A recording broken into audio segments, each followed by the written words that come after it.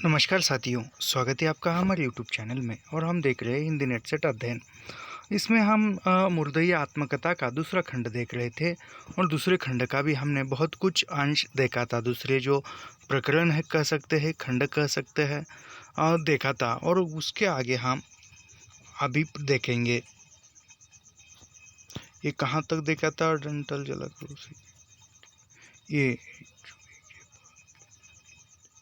ये खेत से पकड़कर चूहे लाते थे और वो चूहे खेत से पकड़कर लाते थे और घर में आकर उसको भून कर खाते थे। यहाँ तक हमने देखा था। और उसके बाद यह भी देखा था कि जो गेहूं की बाली या चूहे जो है वह अपने बिल में जमा करते थे और यह लेखक तथा इनके साथी जो है वह चूहों ने जो उनके बिल में जमा कर रखा हुआ जो गेहूं की बालियाँ थी वह खोद कर लाते थे और वो लगभग 2 किलो के आसपास निकलती थी। चूहे के बिल से निकली हुई बालियों को मुस्किल कहा जाता था। यहाँ तक हमने देखा था और इसके आगे आप देखेंगे। यह सब कुछ निःशुल्क है और निःशुल्क अध्ययन करने के लिए हमारे चैनल को सब्सक्राइब कीजिए, लाइक कीजिए और शेयर करना मत भूलिए। इन्हें बेचकर हम लोग कौड़ियाँ खरीद कर शिब्बी एक तरह का जुआ खेलते थे। यानी शिब्बी यानी एक तरह का जुआ, याद रखिए। इमली का चिया यानी बीज भी खरीदते थे, जो जो जुआ के ही काम आता था। बरसात में एक बड़ी समस्या यह उत्पन्न हो जाती कि लगातार पानी बरसते रहने से सबकी झोपड़ियाँ, खपरेल के घरों की बंडेरोलों या छज्जों से अनेक जगहों पानी चूने लगता था। यानी अनेक जगहों से जो है छप्पर में से पानी अंदर आता था। रात भर लोग एक पतेली या पतेला, इधर से इधर तो उधर, उधर कहीं लोटा, किसी तरह तो कोई थाली कहीं और रखकर टपकते हुए पानी को भर भर कर घरों से बाहर फेंकते थे। प्रकृति की यह करतूत उस गरीबी में भीगो भीगो कर मारती थी। यह सब बड़ा बड़ा बुरा तथा उबाऊ लगता था। लोग दिन के समय अपने घरों के ऊपर चढ़कर कोई थपुआ इधर इधर इधर सरकाते तो कोई उधर। यानी जहाँ पर जो पानी ये हो रहा है, लीकेज हो रहा है छप्पर में से, तो वो ठीक करते थे दिन में जाकर। फिर भी टपकने की समस्या पूर्ण रूप से दूर करना बड़ा मुश्किल हो जाता था। जाड़े के दिन खाने पीने के मामले में धान की फसल तथा गन्ना तैयार होने से काफ़ी हितकारी होते थे। यानी सर्दी के दिनों में जो है खाने पीने के मामले में धान की फसल आती थी और गन्ना तैयार हो जाता था, तो उसमें ज़्यादा हितकारी होती थी। किंतु रातें बड़ी कष्टदायी होती थी। हमारा संयुक्त परिवार बहुत बड़ा था। यानी जाड़े के दिन थे और जाड़े के दिन में रात काटना एक बहुत बहुत ही बड़ा मुश्किल काम होता था। लेखक का परिवार जो था वह संयुक्त परिवार था और बड़ा परिवार था, किंतु घर में एक भी रज़ाई या कंबल नहीं था। वैसे भी घर में कपड़ों की कमी हमेशा रहती थी। मेरे पिताजी पूरी धोती कभी नहीं पहनते थे। यानी वह लेखक के पिताजी जो है वह पूरी धोती कभी नहीं पहनते थे, क्योंकि खाने पीने का प्रश्न है तो वह अच्छी तरह से कपड़े कहाँ से खरीदते थे। वे एक ही धोती को 2 टुकड़े करके बारी बारी से पहनते। ओढ़ने का कोई इंतज़ाम न होने से गांव के लगभग सारे दलित रात भर ठिठुरते रहते। यानी जाड़े से बचने के लिए कोई ओढ़ने के लिए आज चादर वो नहीं था। चादर तो दूर की बात, अन्य कोई साधारण कपड़ा भी नहीं था। हमारे घर में सोने के लिए जाड़े के दिनों में घर की फर्श पर धान का बोरा अर्थात पुआल बिछाया जाता था। यानी जाड़े के दिन से जो गर्म रहे इसीलिए जो धान रहता था उस धान के जो पुआल, यानी जो वो बालियाँ निकाल लेने के बाद जो निचला हिस्सा रहता है उसको पुआल कहा जाता है, उसको बिछाया जाता था। उस पर कोई लेवा या गुदड़ी बिछाकर हम धोती ओढ़कर सो जाते।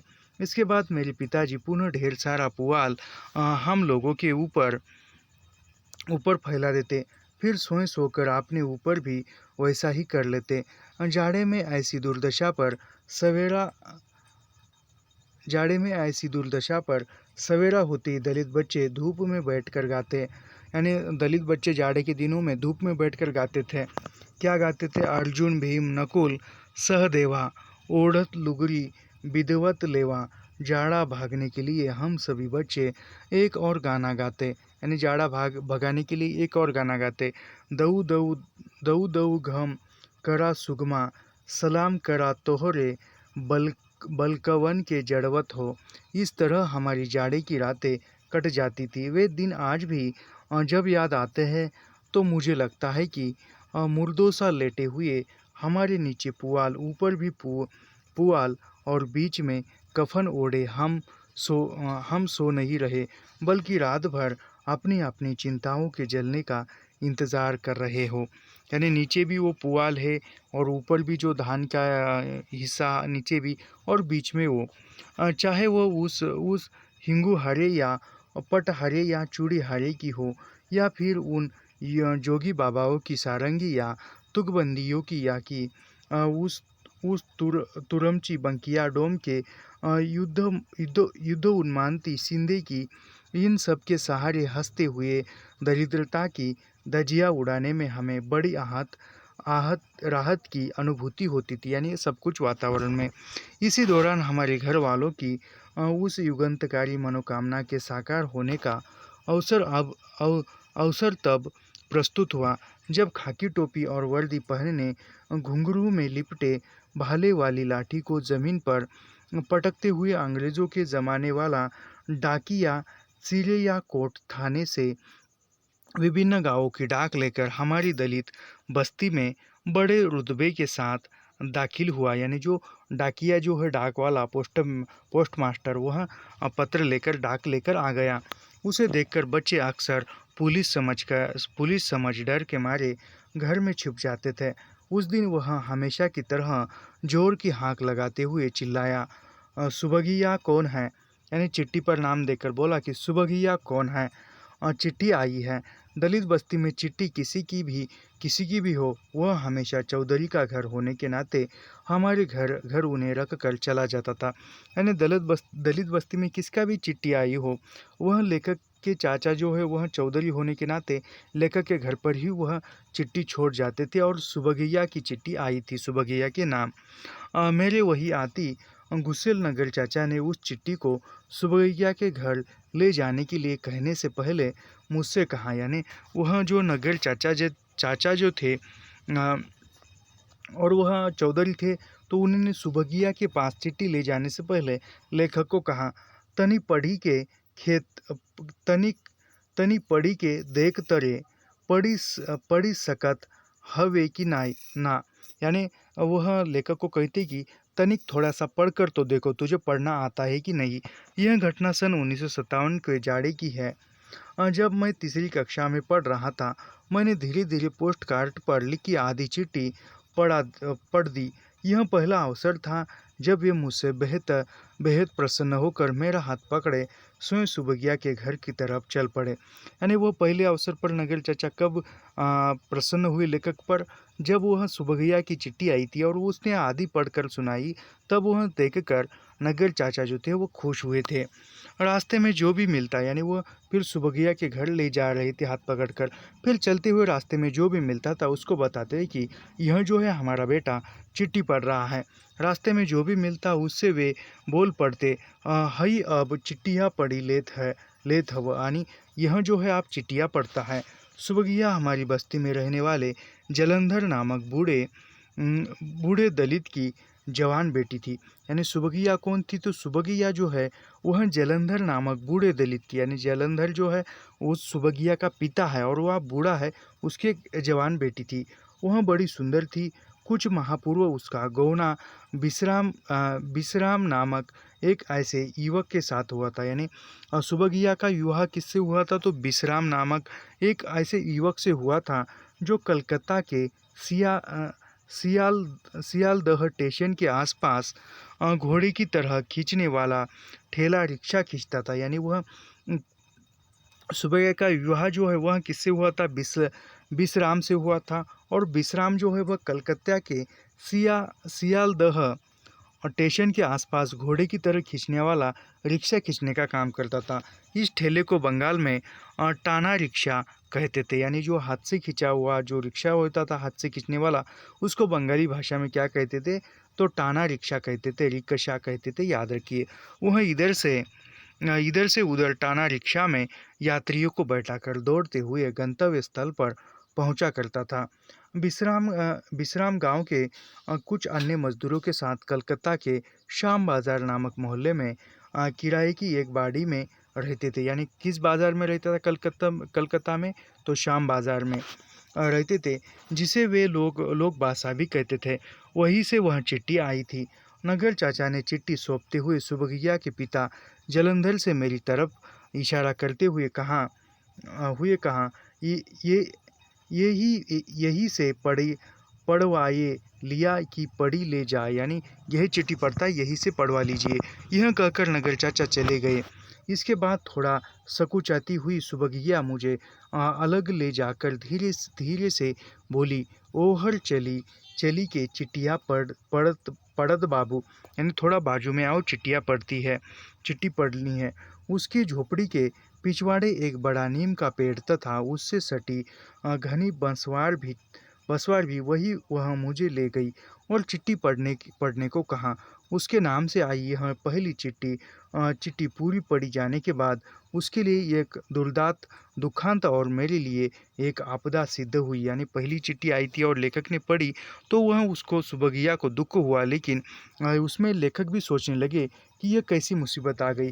गनीमत थी कि यह दुखांत आपदा कुछ घंटों तक ही सीमित रही, अन्यथा कुछ अनहोनी भी हो सकती थी।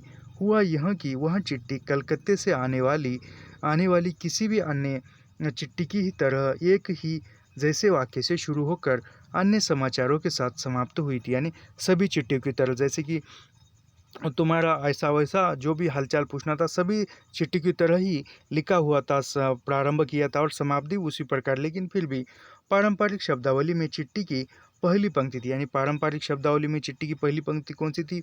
श्री श्रोस्त्री सर्व उपमा जोग खत लिखा विश्राम राम हलदार बाबू की बाड़ी श्याम बाजार कलकत्ता से। यानी यहाँ ये किसका पता है? तो वह सुबगिया के पति का पता है, विश्रामपुर का, विश्राम जी का, याद रखिए, पूछा जाता है।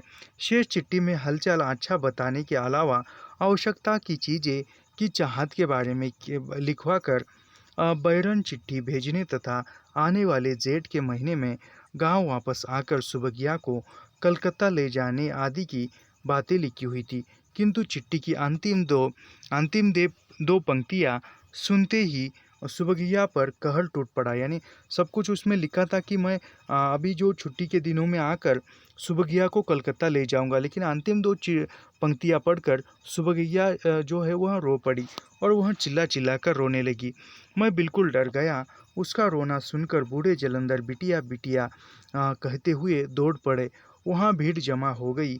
न मैं कुछ बता पा रहा था, न रोने के अलावा कुछ। सुबगिया कई औरतें मेरे हाथ में चिट्ठी देखकर ताना मारने लगी, हाय बकड़ा पड़ईत। यानी कहीं जो अभी स्त्रियां जमा हुई और कहते हैं कि वो देखते कि ये बच्चे ने क्या पढ़ दिया। हाय बड़का पढ़ईता भयल हव, न जाने का पढ़ी। यानी पढ़ना जानता ही है या नहीं, तो वो क्या पढ़ता है। हऊ रोय रोय के बेहाल हो गई। यानी ये लड़का सच में पढ़ना जानता है या इसने ऐसा वैसा कुछ भी पढ़ दिया हो तो वह रोकर ये हो गई है। मेरे हाथ से चिट्ठी छीनकर जलंधर ब्राह्मणों के टोली की तरफ दौड़े ताकि कोई चिट्ठी को ठीक से पढ़कर सुना दे। यानी वो ब्राह्मण टोली की तरफ चले गए जलंधर, कोई चिट्ठी को ठीक ढंग से पढ़कर सुनाए। वास्तव में हुआ यह था कि नई शादीशुदा थी। यानी विश्रामपुर की नई शादी हुई थी और सुबगिया के साथ नई शादी हुई थी। विश्राम को कलकत्ता में अपने क्षेत्र के किसी अन्य युवक ने एक प्यार और मोहब्बत वाली 2 लाइन की शायरी लिखकर दी थी। यानी विश्राम को उसके साथी किसी एक युवक ने अच्छी खासी एक प्यार भरी 2 लाइन की शायरी लिखकर दी थी, जिसे मैंने भी थोड़ा रुक कर किंतु पढ़ा। बिल्कुल सही था। उसी चिट्ठी के अंत में लिखा था। यानी उसी चिट्ठी के अंत में लेखक ने भी सही पढ़ा था, लेकिन फिर भी ये लिखा था कि लिखता हूँ खत खून से स्याही, लिखता हूँ खत खून से स्याही न समझना, मरता हूँ तेरी याद में जिंदा न समझना। ये ऐसी शायरी लिखी थी पति ने प्यार से, लेकिन ये कुछ गलत समझ गई। यदि शायरी सुनकर सुबगिया ने समझा कि उसके पति विश्राम आप जिंदा नहीं है। यानी यह सुनकर सुबगिया समझ गई कि मेरे पति अब जिंदा नहीं है। बाद में जलंधर के पीछे पीछे दलित बस्ती की कई औरतें सुबगिया को चुप कराते हुए राम मूरत पंडे की घर गई। यानी किसके घर? जलंधर चिट्ठी ले गए थे पढ़ने के लिए, राम मूरत के घर ले गए थे। फिर उसके पीछे पीछे कई दलित बस्ती की महिलाएं गई। पांडे ने हंसते हुए सबको समझाया और शायरी में छुपे मर्म का रहस्य खोला। तब जाकर मामला शांत हुआ, अन्यथा सुबगिया के साथ कोई अनहोनी अवश्य हो जाती और मैं एक सिद्ध हस्त अपशकुन के अलावा कुछ और न बन पाता। यानी यह अपशकुन ही, इस अपशकुन कहानी ने चिट्ठी पढ़ी है तो यह अपशकुन ही हो जाता था। सन 1957 का यह वर्ष भारत के लिए दो महत्वपूर्ण घटनाओं के चलते बहुत चर्चा में था। यानी 1957 में भारत में दो घटनाएं हुई। वह दो घटनाएं कौन सी थी और यह महत्वपूर्ण था, देखते हैं। पहली घटना भारत का दूसरा आम चुनाव था। यानी 1957 में भारत का दूसरा आम चुनाव था। दूसरी सन 1958 के गदर की 100वीं वर्षगांठ। यानी जो 1857 का जो राष्ट्रीय उठाव हुआ था उसको 100 वर्ष पूर्ण हुए थे। और पहली घटना यह थी कि दूसरी बार भारत में आम चुनाव होने वाला था।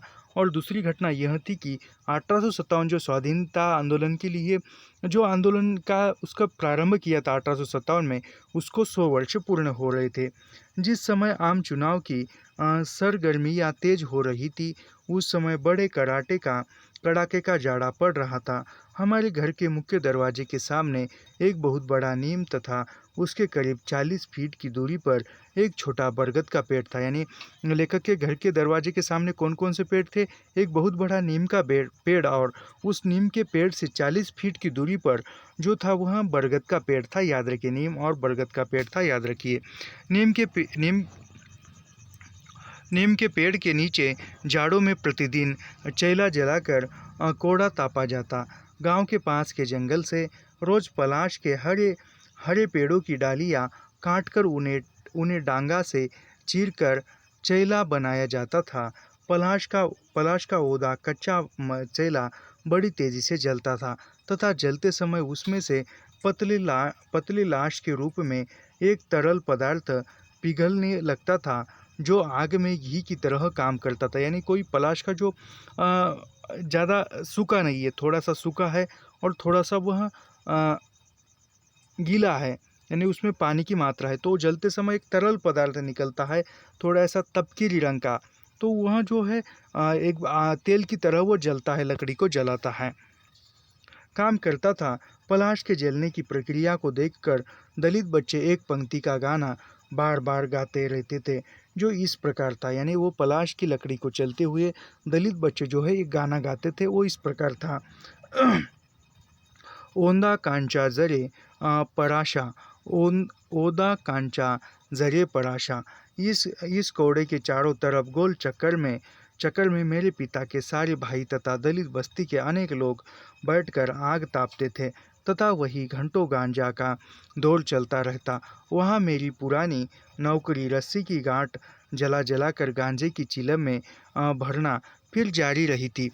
रात का खाना खाने के बाद गांव के करीब दर्जन भर प्रमुख ब्राह्मण रोज हमारे घर के सामने उस जलते हुए कौड़े के चारों तरफ बैठ जाते और चुनाव पर चर्चा शुरू करते थे। यानी चुनाव की चर्चा। हमारे क्षेत्र के तमाम ब्राह्मण यानी हमारे क्षेत्र के तमाम ब्राह्मण उस समय की दो बैलों की जोड़ी चुनाव चिन्ह वाली कांग्रेस पार्टी, यानी उस समय में जो है कांग्रेस पार्टी का कौन सा चुनाव था, चिन्ह था, चुनाव चिन्ह, तो दो बैलों की जोड़ी का जो चित्र था वह था, कट्टर समर्थक थे। हमारे गांव के ब्राह्मण भी कांग्रेस के ही समर्थक थे। उन्हें यह अच्छी तरह मालूम था कि मेरे सबसे बड़े चाचा 12 गांव के चौधरी है, इसलिए वे सारे दलित उनके ही कहने पर किसी पार्टी को वोट डालेंगे। ब्राह्मणों के मुखिया यमुना पांडे थे। यानी ब्राह्मणों के मुखिया का नाम क्या था? तो ब्राह्मणों के मुखिया का नाम यमुना पांडे था, याद रखिए। उनके नेतृत्व में ब्राह्मणों का जलथा चुनाव संपन्न होने के एक दिन पहले तक प्रचार के दौरान रोज उसी कोड़े पर आकर कांग्रेस को वोट देने के लिए कहता था। उस समय हमारे जिले आजमगढ़ में भारतीय कम्युनिस्ट पार्टी का बहुत जोर था। यानी उस समय में आजमगढ़ में जो भारतीय कम्युनिस्ट पार्टी जो थी उसका भी जोर था। अधिकतर दलित कम्युनिस्ट उम्मीदवारों को वोट देते थे। यानी दलित जो लोग हैं वह अधिकतर कम्युनिस्ट उम्मीदवारों को वोट देते थे। मेरे पिता की अत्यंत धार्मिक हो मेरे पिताजी अत्यंत धार्मिक होने के कारण हमेशा पूर्वक बाबा हरिहर दास के पूछकर धार्मिक उम्मीदवारों को ही वोट देते थे। यानी लेखक के पिता जो थे वह धार्मिक होने के नाते जो हरिहर हमेशा यानी हरिहर दास जो थे हरिहर दास से पूछकर ही जो धार्मिक उम्मीदवार है उसको ही वोट देते थे। मुनल चाचा जवाहरलाल नेहरू के भक्त थे। यानी मुनल चाचा किस नेता के भक्त थे? तो जवाहरलाल नेहरू के थे। वे कांग्रेस को तथा घर घर घर गांव के अन्य लोगों को प्रजा सोशलिस्ट पार्टी को वोट देते थे, जिसका सबसे बड़ा कारण यह था कि उसके उम्मीदवार का चुनाव झोपड़ी था। यानी वह अन्य जो है वह सोशलिस्ट पार्टी का चिन्ह क्या था? तो वह झोपड़ी का चिन्ह था। गांव के दलित अधिकतर झोपड़ियों में ही रहते थे, इसलिए वे इन्हें इससे अपनत्व की अनुभूति होती थी। यानी गांव के दलित लोगों की झोपड़ी की घर थी और वो झोपड़ियों में रहते थे, इसलिए वह सोशलिस्ट पार्टी के चिन्ह झोपड़ी को ही वोट देते थे, क्योंकि उसको झोपड़ी से लगाव था। मुनल चाचा गांव के पश्चिम में स्थित अमठा गांव के मुरली सिंह नामक एक क्षत्रिय के यहाँ अक्सर जाते आते थे। मुरली सिंह अमठा के मुखिया के तथा उनके यहाँ गांजा बिकता था। यानी किसके यहाँ गांजे की बिक्री होती थी? तो आमटा के यहाँ होती थी। मुरली सिंह के यहाँ, मुरली सिंह आमटा गांव के थे, याद रखिए। और मुनल चाचा की इसी कारण उसने काफ़ी दोस्ती हो गई थी। आमटा के एक वकील जो रोज़ आजमगढ़ करीब 18 मील दूर साइकिल से कचहरी आते थे और वे शहर से देश की उड़ती पुड़ती खबरें लाया करते थे। मुनल चाचा मुरली सिंह की गांजा दोस्ती के परिणाम स्वरूप उनके माध्यम से काफ़ी खबरें लेकर आते थे और रात में कोड़ा तापते समय सबको बताते। गांव के ब्राह्मण भी उनसे ही कई खबरों को जान पाते थे। अंत मुनल चाचा हमारी बस्ती के असली राष्ट्रीय नेता थे। यानी मुनल चाचा जो थे वह वो लेखक के दलित बस्ती के राष्ट्रीय नेता थे, बन गए थे। राजनीति में सभी उनका लोहा मानते थे। कोड़ा के पास चुनाव के दौरान ब्राह्मणों के साथ गांजा की महफिल जमी रहती थी और मैं रस्सी की गांठ जलाते उनकी सारी बहसें ध्यान लगाकर सुन सकता था। दूसरे दिन ये सारी बातें स्कूल जाकर अन्य बच्चों को बताता था। बच्चे मुझे कहते, ये बड़ा गप गप हउवे, यानी ये ज़्यादा बातें करता है। ऐसे ही एक दिन मुनल चाचा ने बताया कि जवाहरलाल नेहरू रूस से सीख कर आए हैं कि अब भारत में समूहिक खेती होगी। यानी समूह यानी सामूहिक खेती। उवर सब कमाई सब खाई। नेहरू जी कर खन्ना खोली ह आप 5 साल में एक बैर योजना बनहिए पहिए हकबट होइए चकवट। उनकी ये बातें मुझे बिल्कुल समझ में नहीं आती थी, खास करके समूहिक खेती। वर्षों बाद जब हाई स्कूल में गया तो समूहिक का भेद सामूहिक खेती के रूप में मैं समझ पाया, किंतु उस समय हकबट और चकबट तथा सब कमाई सब खाई मुझे बहुत अच्छी तरह समझ में आया था, तथा यह भी कि यह सब रूस की देन है। यह मेरे जीवन की एक अति विशिष्ट घटना थी, जब मैं जाने या अनजाने में समाजवाद तथा सोवियत संघ से 8 वर्ष की उम्र में प्रभावित हुआ। यानी सोवियत संघ तथा समाजवाद से लेकर कब प्रभावित हुए? तो 8 वर्ष की उम्र में प्रभावित हुए, याद रखिए।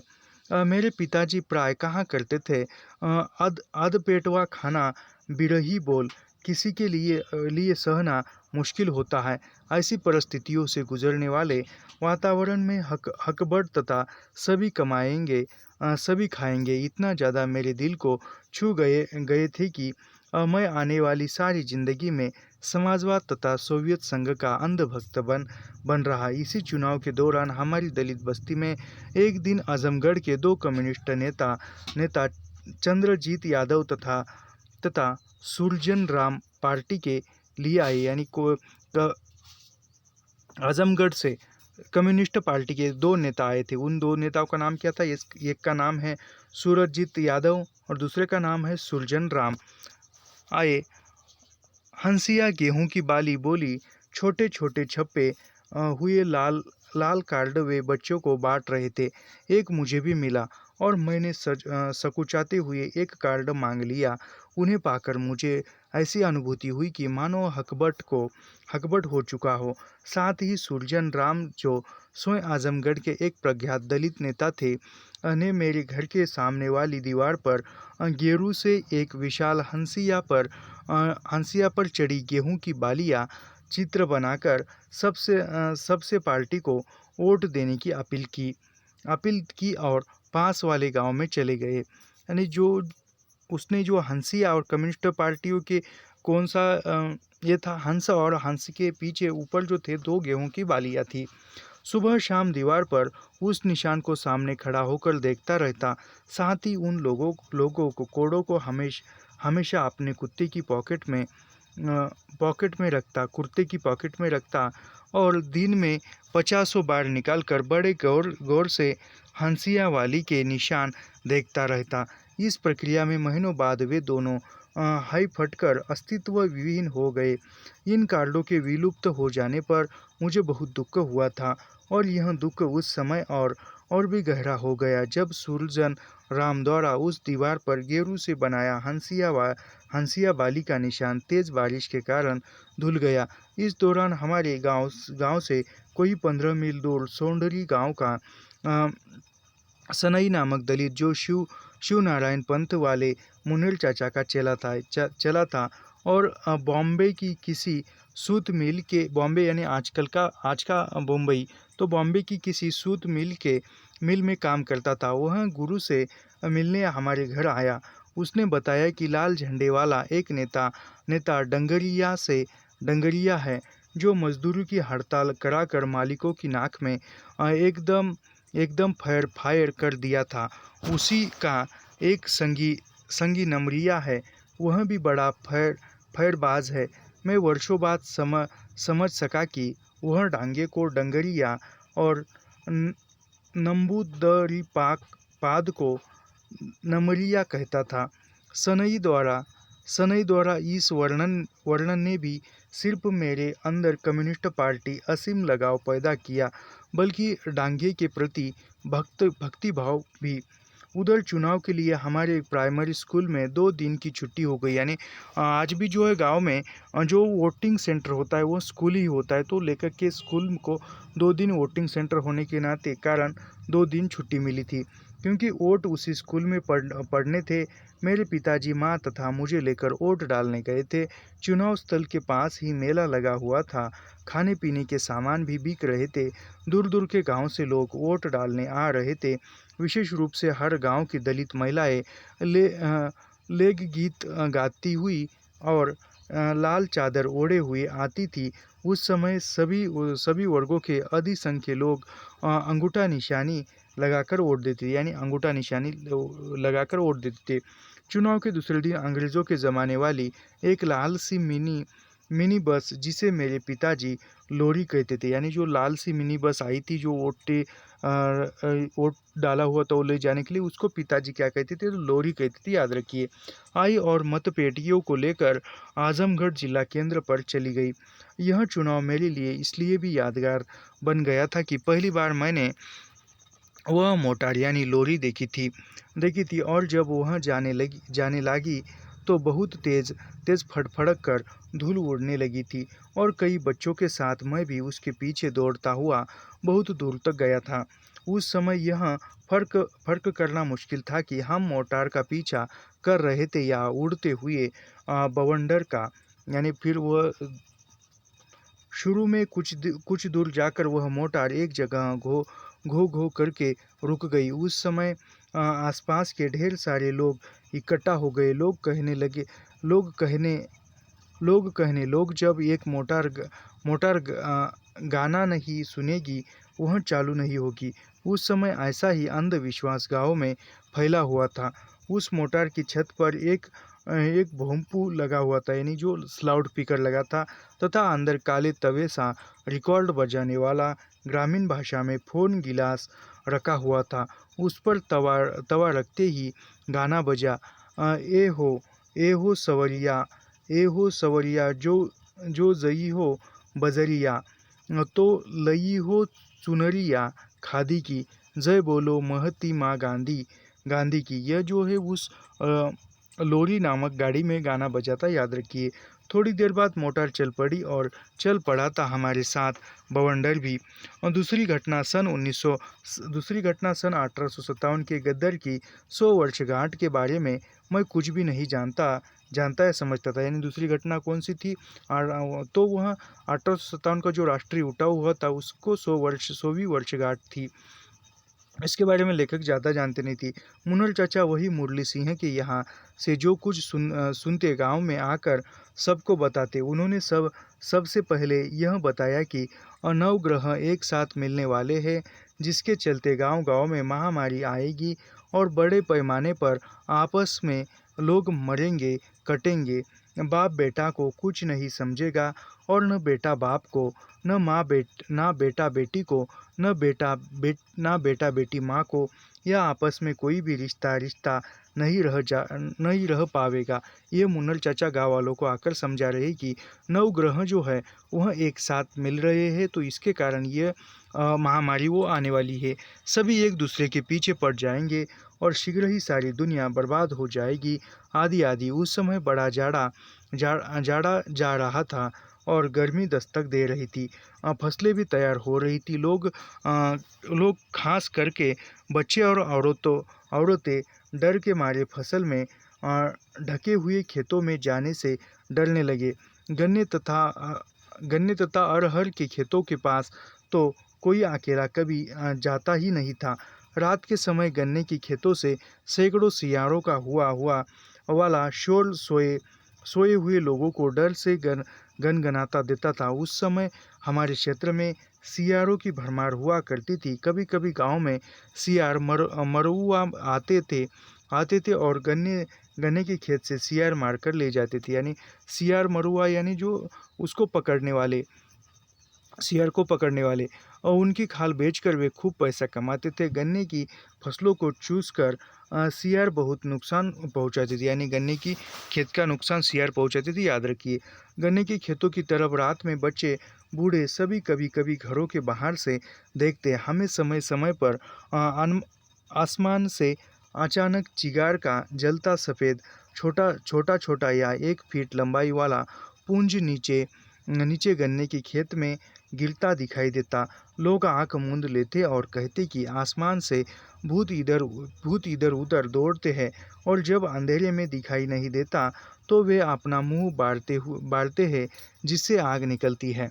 यानी ये आजकल भी जो है ऐसा तारा दिखाई देता है जो ऊपर से ऐसा टूटता तारा कहता है, और उसके वो ऐसे एक आग की तरह लपेट दिखती है। उसको मेरे ख्याल से शुक्र तारा कहते हैं। तो वह अंधविश्वास के कारण वो भूत कहते थे और उन्हें दिखाई देने वाला लगता। यह दृश्य हमें बड़ा ही डरावना लगता था। बाद में बड़े होने पर साइंस मास्टरों से पता चला कि ऐसा उल्का पिंडों के टूटने से होता है, न कि भूतों से। यानी ऐसा उल्का पिंड के टूटने से होता है, भूतों से नहीं होता है।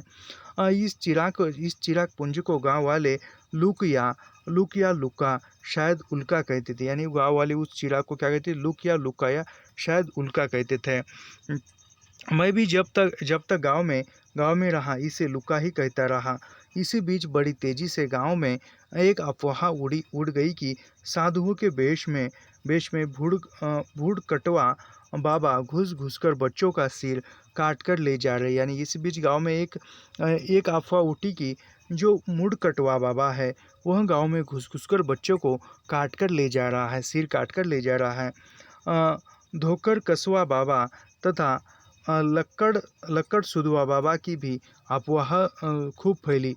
कहा जाने लगा कि धोकर कसवा बाबा बच्चों को पकड़कर अपनी धोकरी यानी भीख मंगे जोगियों के कंधे पर लटकने वाला बोरी नुमा गहरा झोला में कसकर बांध लेते हैं, जिससे वे मर जाते हैं। तथा लक्कड़ सुधवा बाबा एक जादुई लकड़ी सूंघाकर बच्चों को बेहोश करके मार डालते हैं। हमारे गांव में अफवाह उड़ी कि ये तीनों प्रकार के बाबा लोग गांव के चारों तरफ विभिन्न सिबानों तथा मुर्दहिया के जंगल में छिपे रहते थे और वे बच्चों को वही ले जाकर मारते हैं।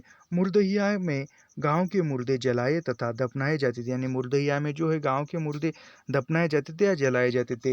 यही गांव का शमशान था तथा गांव के आसपास पीपल के पेड़ों पर भूतों ने अपना अड्डा बना लिया था। यानी किस पेड़ों पर भूतों ने अड्डा बना लिया था? तो पीपल के पेड़ों पर। ये घटनाएं भी नवग्रहों के मेले के कारण हो रही है, जिसके कारण एक भारी गद्दर होने वाला है। इन अफवाहों के गांव के बच्चों से लेकर बूढ़ों तक की जान सुखा दी। लोग डर के मारे संध्या होते ही घरों घरों झोपड़ियों में बंद हो जाते थे। उस समय दलितों के अधिकतर घरों में लकड़ी के दरवाजे या केवाड़ी नहीं होती थी। केवाड़ियों के नाम पर बांस के फट्टों की कांडी ठोककर एक पल्ले को केवाड़ी नुमा बना दिया जाता था, जिसे चेचर कहा जाता था। यानी अ, जो बांस का दरवाज़ा बनवा कर उसको एक केवाड़ियों के नाम पर बांस के फट्टों की कांटी उठोक कर एक पल्ले को केवाड़ी झोपड़ी में बंद हो जाते थे, उसको क्या कहते थे? तो उसको चेचर कहते थे, याद रखिए। इन चेचरों को दरवाज़ों में फिट कर दिया जाता था तथा उन्हें बंद करके लिए सिगड़ी की जगह रस्सी से काम लिया जाता था।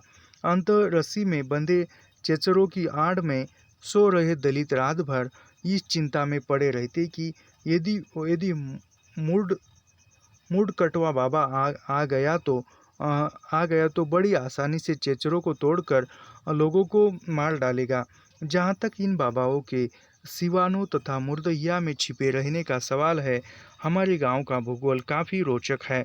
उन दिनों उन दिनों आज से ठीक 50 साल पूर्व हमारे गांव के पूर्व तथा उत्तर दिशा में पलाश के बहुत घने जंगल थे। यानी लेखक के गांव धर्मपुर के किस दिशा में पलाश के वन थे या जंगल थे, घने जंगल थे?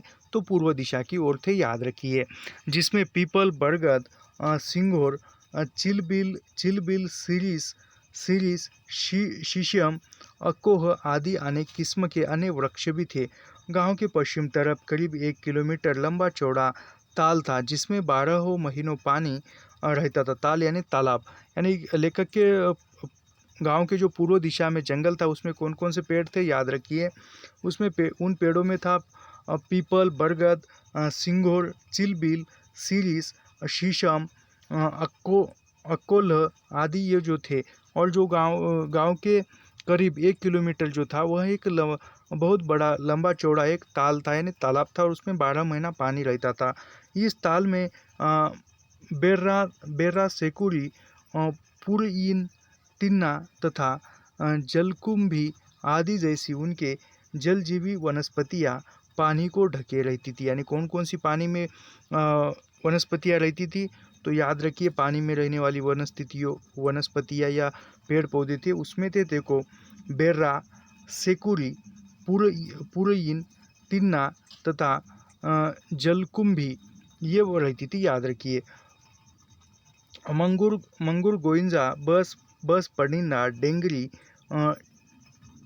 चगना, टेंगना, भुट्टी, चलवा, सिदरी, कवई आदि जैसी अनेक मछलियाँ के भी भरमार थी। यानी कौन कौन सी मछलियाँ तालाब में थी, याद रखिए। ये किसके नाम है पूछा जा सकता है, और पर्याय में दिए जाएंगे पेड़ पौधे, ऐसे कुछ पूछे जाएंगे। तो ये याद रखिए मछलियों के नाम कौन कौन से थे। पानी में वनस्पतियाँ तो थी ही, उसके साथ मछलियाँ भी थी। उस मछलियों के नाम कौन से थे?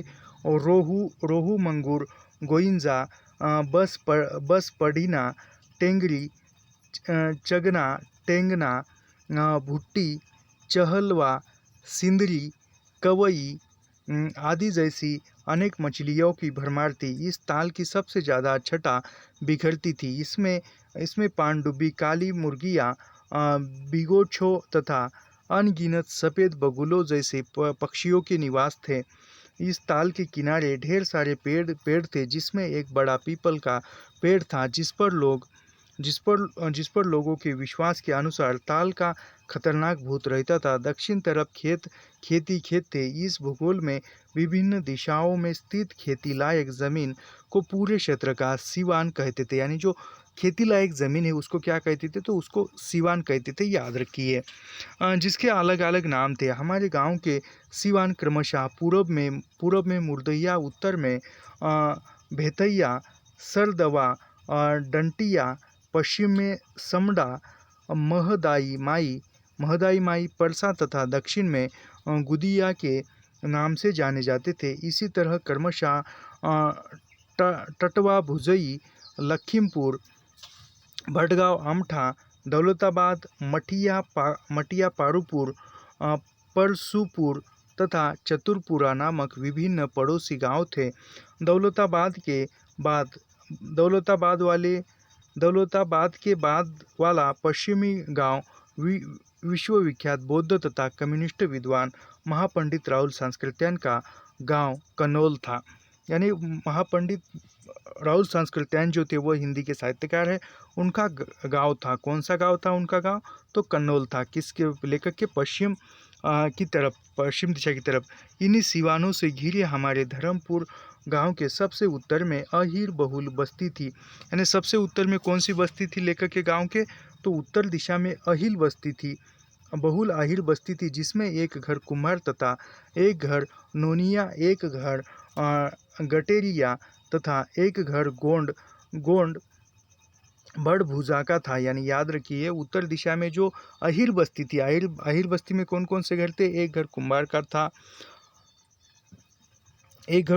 था, एक घर नोनिया का था, एक घर गटेरिया का था तथा एक घर गोंड का था, भड़भुजा का था। बीच में बमन नोटी यानी ब्राह्मण टोला था तथा तमाम गांवों की परंपरा के अनुसार सबसे दक्षिण में हमारी दलित बस्ती थी। यानी सभी उस समय की परंपरा के अनुसार दलित बस्ती गांव के किस दिशा में रहती थी? तो दक्षिण दिशा में, याद रखिए। एक हिंदू अंधविश्वास के अनुसार किसी गांव में दक्षिण दिशा में ही कोई आपदा, बीमारी या महामारी आती है। यानी वो अंधविश्वासों के अनुसार कहा जाता था कि किसी भी गांव में जो भी महामारी है वह जो है दक्षिण दिशा से आती है, इसलिए दक्षिण दिशा की तरफ दलितों का घर रहना चाहिए। इसलिए हमेशा गांवों के दक्षिण में दलितों को समाया जाता था। अंततः मेरे जैसे सभी लोग हमारे गांव में इन्हीं महामारियों, आपदाओं का प्रथम शिकार होने के लिए ही दक्षिण की दलित बस्ती में पैदा हुए थे। साथ ही गांव का भौतिक भूगोल उन तमाम भूतही खूनी अफवाहों के लिए प्राकृतिक रूप से बेहद अनुकूल था। मुर्दैया, भतैया तथा ताल के पास वाली सीवान परसातो इन भूतों की भूमिगत बस्तियां थी। इन अफवाहों के बीच मुर्दैया सबसे डरावनी बन गई थी। गर्मी के दिनों में वहाँ हजारों बड़े बड़े पलाश के पेड़ एकदम सूख लाल टेसुओं फूलों से लद जाते थे। यानी गर्मी के दिनों में पलाश को फूल आते हैं तो उस प्रकार आते थे। दूर से देखने पर लगता था कि जलती हुई आग की रक्तीली लपेटें हिल्लोड़ ले रही है। यानी दूर से पलाश के फूल जो है लाल दिखते हैं और वह आग की लपेटें उठती है। उस प्रकार उन्हें देखकर ऐसा भी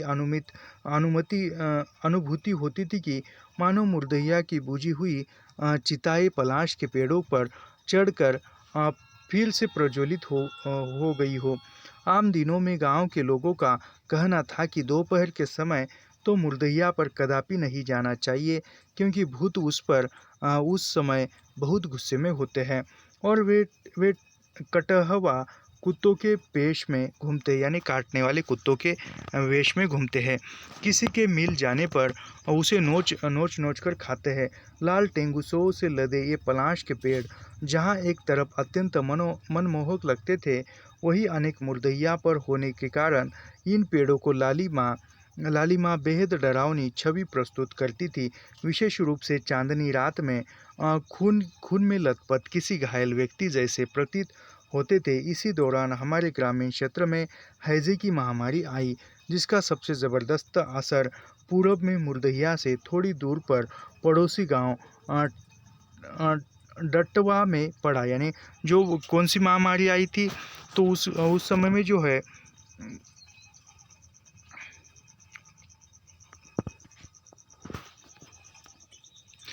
इस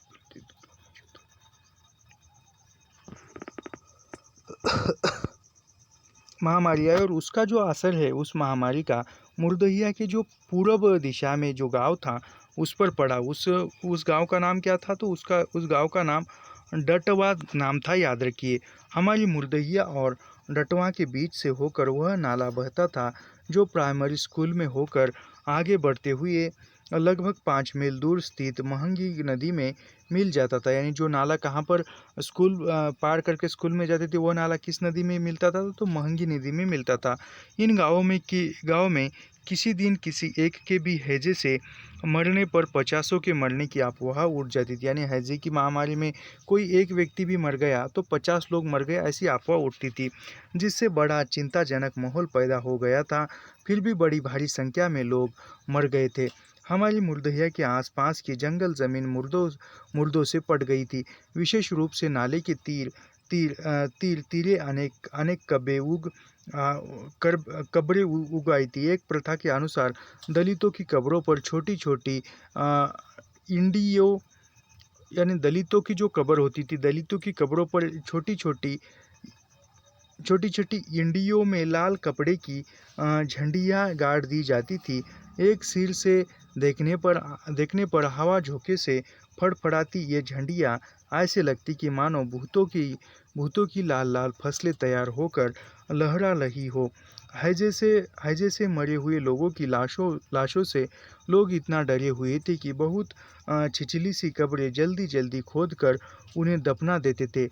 गन्ने तथा अन्य बड़ी फसलों में बड़ी संख्या में छिपे हुए सियारों ने वहां से निकलकर मुर्दहिया तथा उस नाले के आसपास अपना बसेरा बना लिया था।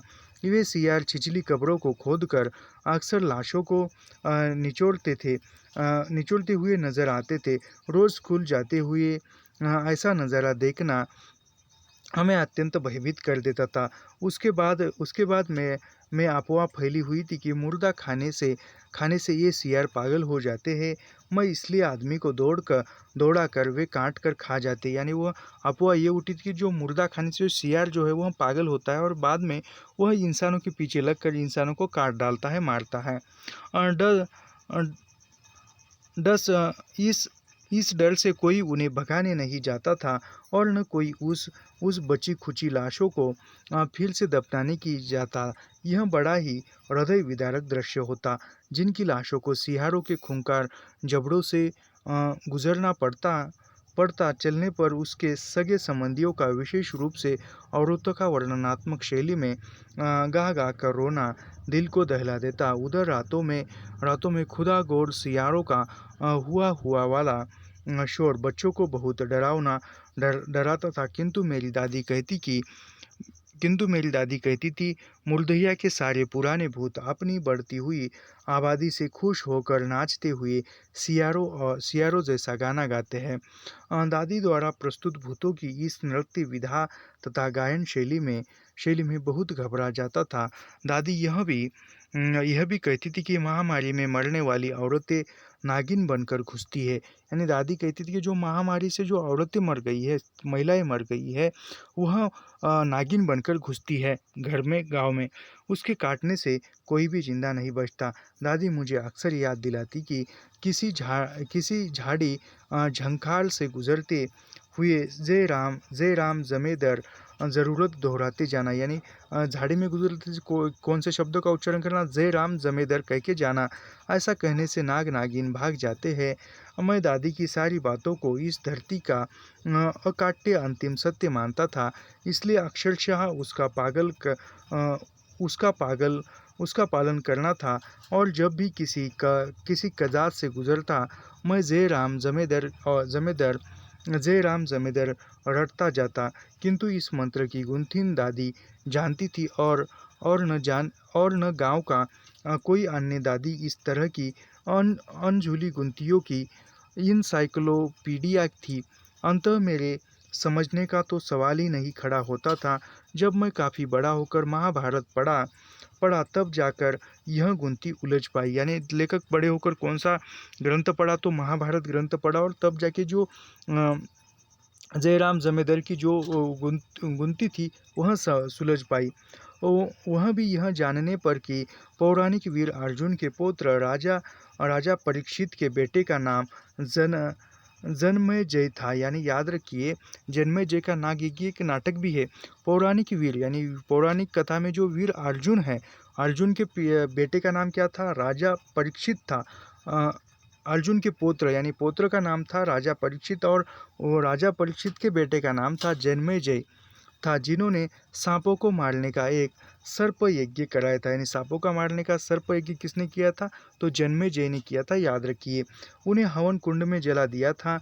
तभी से धरती के सारे सांप जन्मेजय का नाम सुनते ही अपनी जान बचाने के लिए भाग जाते हैं। जन्मेजय ने सांपों से क्रुद्ध होकर इस सर्प यज्ञ को इसलिए कराया था क्योंकि तक्षता नाग के काटने से उनके पिता परीक्षित की मृत्यु हो गई थी। दादी इसी पौराणिक गाथा को संभवतः अपनी दादी से सुनकर जन्मेजय का तद्भव अपनी भाषा में जमेदर कहती थी। दादी के इस मंत्र की सच्चाई चाहे जो भी हो, मैं जब तक गांव में रहा, जयराम जमेदर के दम पर ही भूतनी नागिनों को भगाता रहा। छुट्टी के दिन दलित बस्ती में अन्य बच्चों के साथ भी मैं गोरू यानी घर के पालतू जानवरों गाय भैंस और बकरियों को चराने के लिए जाता था। यानी याद रखिए, गोरू यानी क्या? गोरू यानी घर के जो पालतू जानवर होते हैं, उसमें गाय भैंस बकरियों को चराने जाते थे। या यूं कहिए कि चराने जाना पड़ता था। संयोग वंश दू वाली घास की चरगाहे मुर्दैया के ही जंगली क्षेत्र में थी, इसलिए वहीं चराने की मजबूरी थी। गर्मियों के दिन में इन जानवरों को चराते समय कभी कभी एक अनहोनी हो जाती थी। वह थी सियारों द्वारा बकरियों का अचानक मुंह से गला दबाकर मार डालना। हम बच्चे जानवरों को चराने के लिए छोटे छोटे पेड़ों पर लटककर लखनी अथवा कोल्हापाती नामक खेल खेलते थे। यानी वह गुरुओं को जानवरों को चराते हुए वो छोटे छोटे बच्चे छोटे छोटे पेड़ पर चढ़कर कौन सा खेल खेलते थे? लखनी अथवा कोल्हापाती नामक खेल खेलते थे। इस खेल में एक दो फुट पतली लकड़ी पेड़ के नीचे रख दी जाती थी। फिर एक लटका पेड़ से कूदकर फिर एक लड़का पेड़ से कूदकर उस लकड़ी से लखनी कहाँ जाता था, जो उठाकर अपनी एक टांग ऊपर करके उसके नीचे से फेंककर पेड़ पर पुनः चढ़ जाता था। जहाँ लखनी गिरती थी, पेड़ के नीचे खड़ा दूसरा लड़का उसे उठाकर दौड़ता हुआ पुनः पेड़ के नीचे आकर उसी लखनी से पहले वाले को जमीन से ऊपर कूदकर छूने की कोशिश करता। वह भी सिर्फ एक बार में। यदि उसे छू लिया तो पेड़ चढ़े लड़के को मान लिया जाता था कि वह मर चुका है, इसलिए वह खेल से बाहर हो जाता था। फिर लकनी से छूने वाला लड़का विजेता हो जाता। हम मरे हुए लड़के को पेड़ के नीचे खड़ा होना पड़ता था। विजेता पेड़ पर चढ़ जाता था और खेल की वही प्रक्रिया पुनः दोहराई जाती थी। परिणाम स्वरूप कोई मरता और कोई विजेता बन जाता था। मुर्दैया पर खेला जाने वाला यह खेल हम बच्चों के बीच अत्यंत मनोरंजक था। किंतु इस मनोरंजन के दौरान प्राय सियारों का बकरियों पर हमला हो जाता था और बकरियों का गला उसके तेज जबड़ों में दबते ही मुश्किल से मात्र एक बार जोर से बे करके शांत हो जाती। उनकी ये बेबे सुनकर जब तक हम बच्चे अपनी लाठियाँ लेकर सियारों को दौड़कर भगाने, तब उन बकरियों की कथली आत्मा को वह सांत्विक शांति मिल चुकी होती। लकनी का हमारा यह खेल भूतई मुर्दैया को फिर से वंचित कर देता। हम सभी बच्चे मरी बकरी को ठिठराते हुए बस्ती में डरते डरते आते। ऐसी बकरियों की मसालेदार दावतें तो लोग खूब उड़ाते, किंतु बकरी चराने वाले बच्चों की पिटाई इस दवत पहले एक आवश्यक कर्मकांड बन चुका था। यानी जो सियारों ने जो बकरी मार गई है, उस बकरी का लोग जो है मांस है वो पका कर खाते थे, लेकिन जो बच्चे जो है वो उस बकरी चराने गए थे, लेकिन उस बच्चे को मारते थे, पीटते थे। एक बार एक बार हमारा एक बकरा इस लखनी के खेल में सियारों का शिकार बन गया। यह बकरा सनीति वाला था, जिसकी बलि चमरिया माई को देनी थी। यानी वह बकरा जो था, उसकी बलि जो है वह चमरिया माई को देनी थी, और वह बकरा सियार ने खाए ये किया। जब मैं उसी ठिठराने की प्रक्रिया को बकरे को लेकर घर पहुंचा, तो वही पूर्वोक्त आवश्यक कर्मकांड शुरू हो गया, यानी लेखक को मारने का। ऐसे कर्मकांडों के शाश्वत पुरोहित वही मेरे आती गुस्सेल नगर चाचा हुआ करते थे। मेरी तत्काल जो धुलाई हुई वह तो हुई ही, किंतु कई दिनों तक समय समय पर चेचक की शिकार मेरी ज्योति विहीन दाई आँख उनके रौद्र संचालित जबान का असली निशाना बन रही। बार बार दोहराई जाने वाली वह पुरानी कनवा की ब्रोचार उन सियारों के जबड़ों से कई गुना ज़्यादा तेज़ मेरे मस्तिष्क को बेधती थी। यानी कनवा का कर ये उसको ये करते थे, और लेखक को घिन आती थी। चूँकि वह चमरिया माई को बलि चढ़ाने वाला मनौती का बकरा था, इसलिए किसी अनहोनी का मानसिक भय काफ़ी दिनों तक मुझे सताता रहा। दादी ने आगियारी करनी शुरू कर दी। उसने चमरिया माई का बार बार जाप करते हुए एक दूसरे बकरे के साथ छोना यानी सूअर के बच्चे की भी बलि चढ़ाने की मनौती की, साथ ही में मुझे माफ़ कर देने की भी विनती की। दादी कहती थी कि चमरिया माई को छोना बहुत पसंद है, इसलिए उसकी बलि पहले दी जाएगी। कुछ दिनों बाद लगभग 4 किलो का एक छोना खरीदा गया, यानी 4 किलो का एक छोना खरीदा गया। दादी ने कहा कि इसकी बलि मेरे ही हाथों दी जाएगी, तभी चमरिया माई मुझे माफ़ करेगी। मैं बहुत घबराया हुआ था, इसलिए बलि देने में मुझे ज़रा भी हिचक नहीं हुई। उस छोने को हम चमरिया माई के उसी कंटीली झाड़ी वाले टीले पर ले गए। इस टीले को कोटिया माई का थाना भी कहा जाता था। मेरे एक चचेरे भाई चौधरी चाचा के सबसे छोटे छोटे सोबरन मेरे साथ लाठी लेकर गए। वे छोना को लिटाकर लाठी को उसके पेट के बीचों बीच रखकर ताकत के साथ उसे दबा रखा, ताकि वह उछले नहीं। लाठी से दबाते समय छोना जोर जोर से चौकरने लगा। मैं बिल्कुल डर गया, किंतु दादी की हिदायत के अनुसार मैंने हिम्मत जुटाकर साथ ले गए एक छोटे से गंडासे को फिर से पत्थर पर घिसकर उसकी धार को और तेज किया, और एक बार जोर से बोला चमरिया माई की जय। मेरे साथ यह नारा सोबरन भैया ने भी दोहराया। फिर मैंने गंडासे को छोने की नटाई की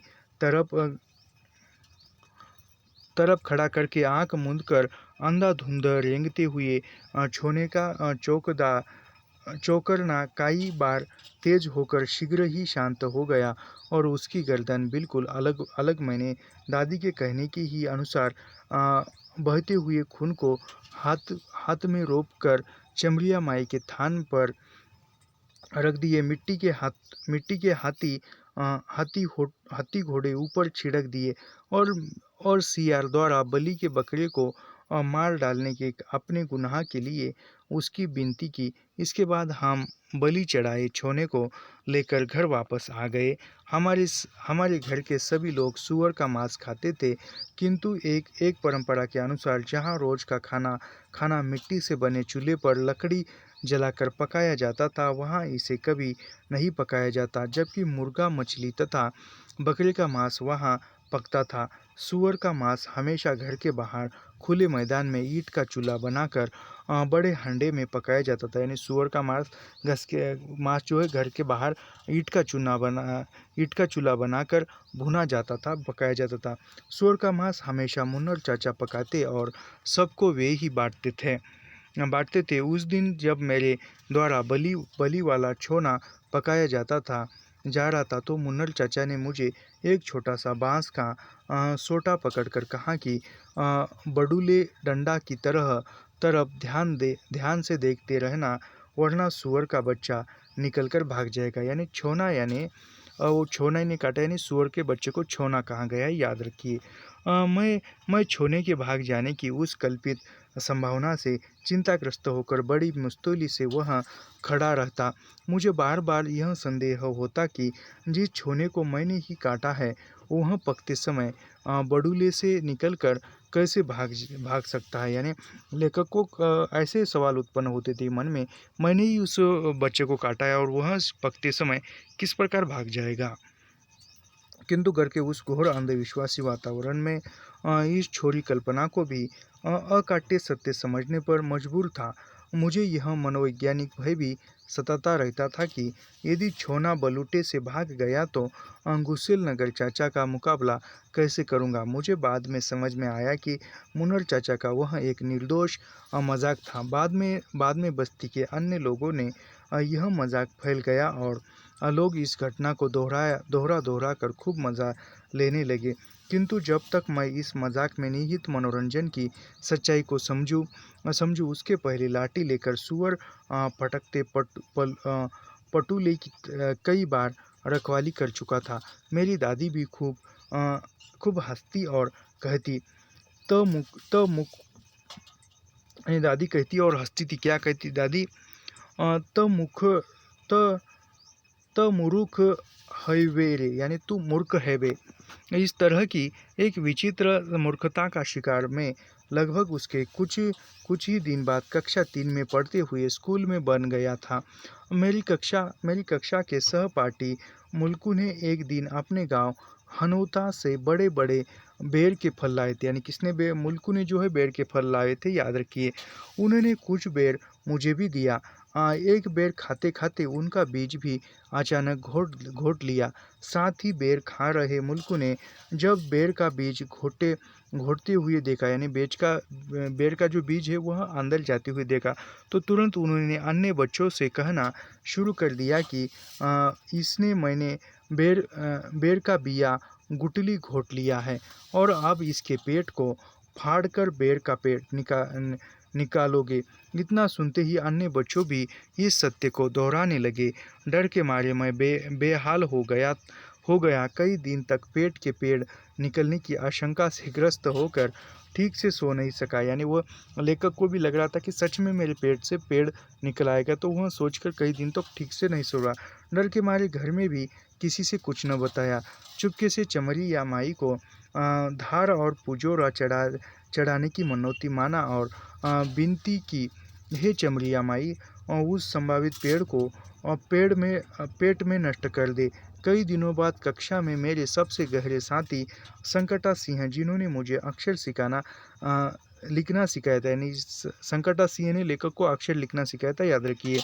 समझाने पर मैं समझ पाया कि पेट में किसी भी बीज से पेड़ नहीं निकलता। मैंने बाद में चमरिया माई को मनौती वाला धार पुजोरा उसी स्थान पर जाकर चढ़ाया। इस घटना के बाद कई वर्षों तक मैं मनोवैज्ञानिक भय के कारण बेर खाने से घबराता रहा। सुअर पकते बलूटे की रखवाली तथा पेट से बेर के पेड़ के उगने की संभावना वाली मूर्खताओं को याद करके मैं आज भी एक विचित्र ढंग से स्वयं को गौरवान्वित करता हूँ, यानी गौरव महसूस करते हैं। सन 1957 का वर्ष मेरे साथ साथ गांव की सारी बस्ती के लिए बहुत घटना प्रधान था। मुर्दहिया के पास वाली सिवान मथैया के घने जंगल में हमारे गांव के एक अहिर पहोरी बाबा पावहारी बाबा एक झोपड़ी बनाकर रहते थे। उसकी झोपड़ी से आधा किलोमीटर दूर एक पेड़ के नीचे मचान बनाकर पड़ोसी गांव टटवा के एक फक्कड़ बाबा रहते थे। फक्कड़ बाबा लगभग नंग अधंग रहते थे। ये सिर्फ 1-1.5 फीट लंबी पतली सी कपड़े की चीर आगे पीछे अपनी करधनी में लपेटे थे। पूरी देह में वे कंटे की राख हमेशा पोते रहते थे। जाड़े के दिनों में भी वे बिना कुछ ओढ़े सोते थे तथा किसी के भी सभी कुछ नहीं बोलते। वे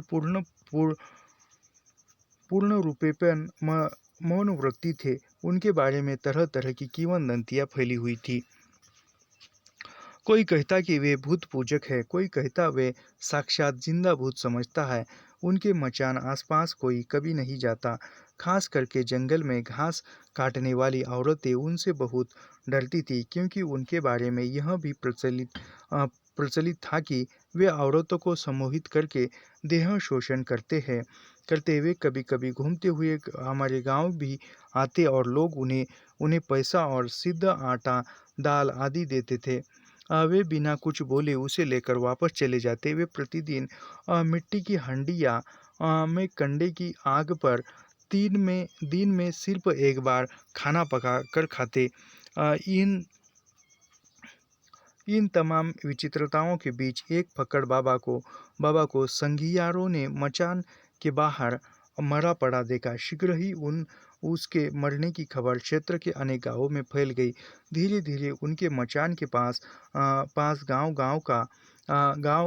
गांव उमड़ पड़ा। हजारों की भीड़ लग गई, क्योंकि फक्कड़ बाबा इन तमाम विवादमय अफवाहों के बीच चहुँ दिश चर्चा में हमेशा बने रहते थे। मेरे पिताजी की भी उनकी लाश को देखने गए थे, यानी लेखक के पिताजी भी। लौटकर उन्होंने बताया कि कुछ आदमी रात में उन्हें उन्हें घाटा घाटा लऊर देकर मार डाले थे। शायद पैसों के लालच में घाटा लऊर के बारे में पिताजी ने परिभाषित करते हुए बताया कि दो लाठियों के बीच आदमी की नटई दबाकर उसका दम घोट दिया जाता है, यानी दम घोट दिया जाता है, नाक को दबाकर। इसी को घाट घाटा लऊर कहा जाता है, जिससे बहुत घुट घुट कर तकलीफ के बाद कोई आदमी मरता है और आवाज़ नहीं निकलती। पिताजी ने यह भी बताया कि घाटा लऊर से मारे जाने की पहचान मृतक के गले में नीला निशान, यानी जो घाटा यानी गला घोटकर किसी को मारते हैं तो मृतक के गले के पास नीले रंग का निशान पड़ता है, तो वो समझने का इसकी जान जो है वह यानी गर्दन दबाकर या की गई है, बन जाने तथा जीभ के मुंह के बाहर निकल जाने से होती है, जैसा कि फक्कड़ बाबा के साथ हुआ था। फक्कड़ बाबा की हत्या के हमारे गांव में बड़ी दहशत फैल गई।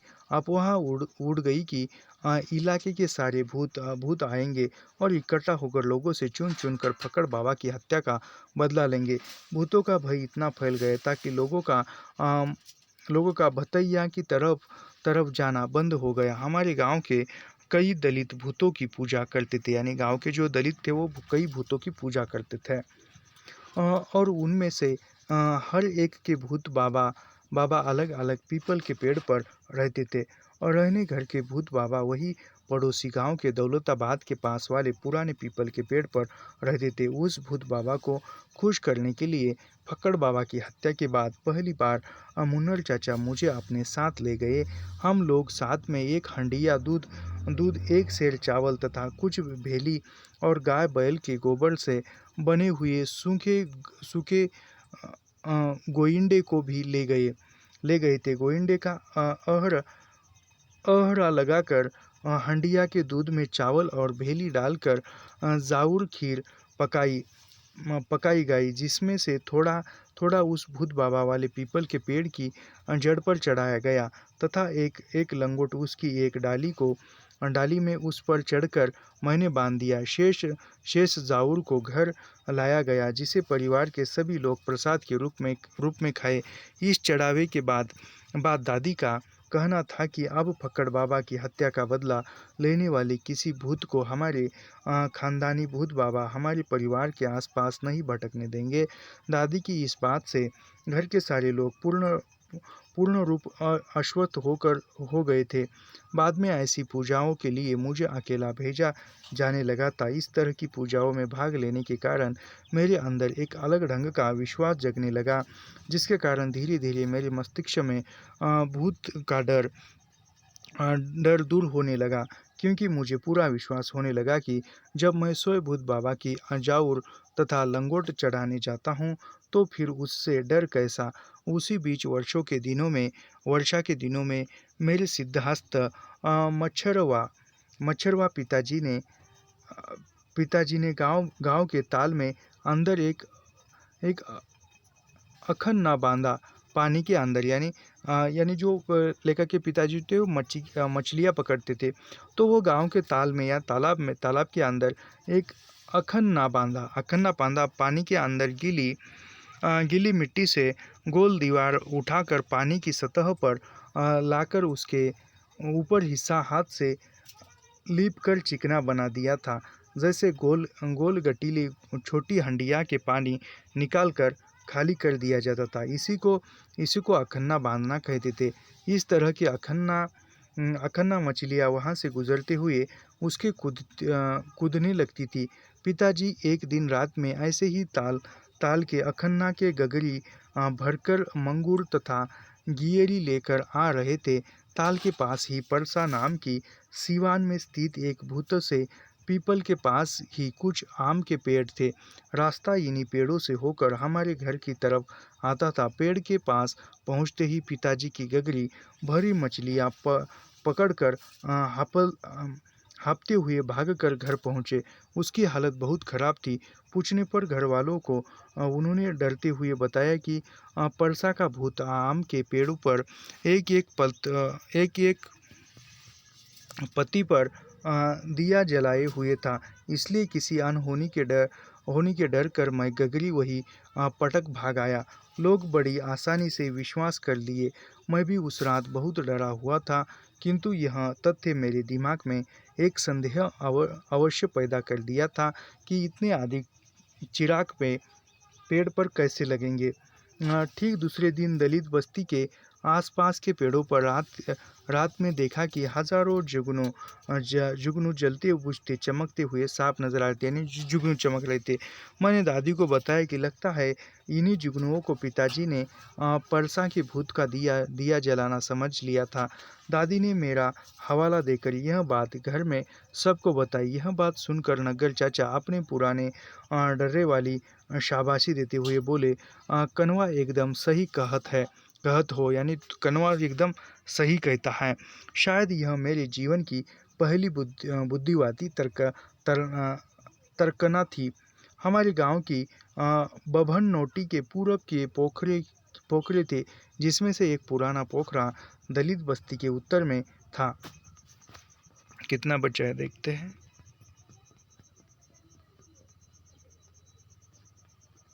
तो यहाँ पर हम रुकते हैं। ऐसे ही अध्ययन करने के लिए हमारे चैनल को सब्सक्राइब कीजिए, लाइक कीजिए और शेयर करना मत भूलिए। मिलते हैं नेक्स्ट वीडियो में। धन्यवाद।